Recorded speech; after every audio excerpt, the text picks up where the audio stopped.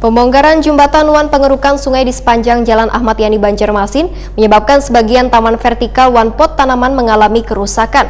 Untuk mengantisipasi supaya kerusakannya kada terlalu parah, maka dilakukan pengamanan pada kabel-kabel taman vertikal Wan untuk sementara listriknya kada dinyalakan. Pemirsa, berikut untuk kabarnya selengkapnya.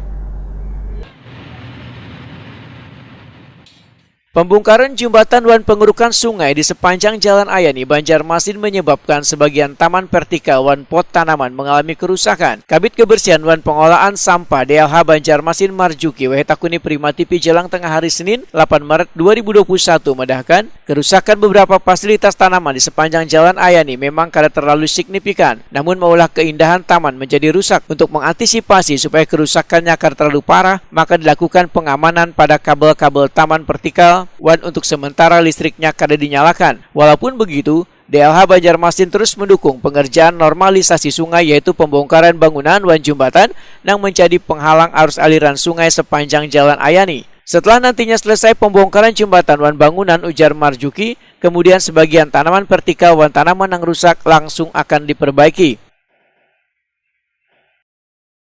Contoh di Ayani itu ada taman vertikal, ada pot-pot juga, dan ada taman di putaran pedestriannya.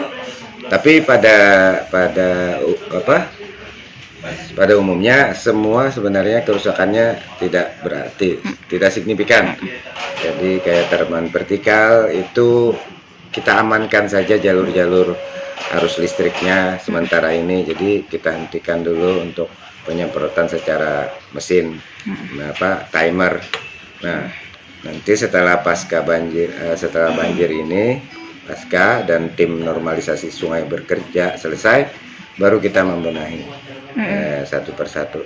Kita memang program pemeliharaan dan perawatan itu selalu ada rutinitas.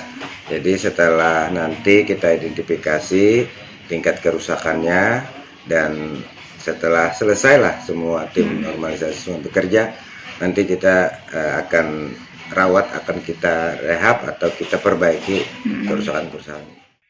Untuk diketahui, sehabis musibah banjir yang melanda Banjarmasin hingga berhari-hari, maulah pemerintah kota membuat satgas untuk membongkar bangunan maupun jembatan yang dianggap menghalangi lajunya arus banyu hingga ke sungai besar.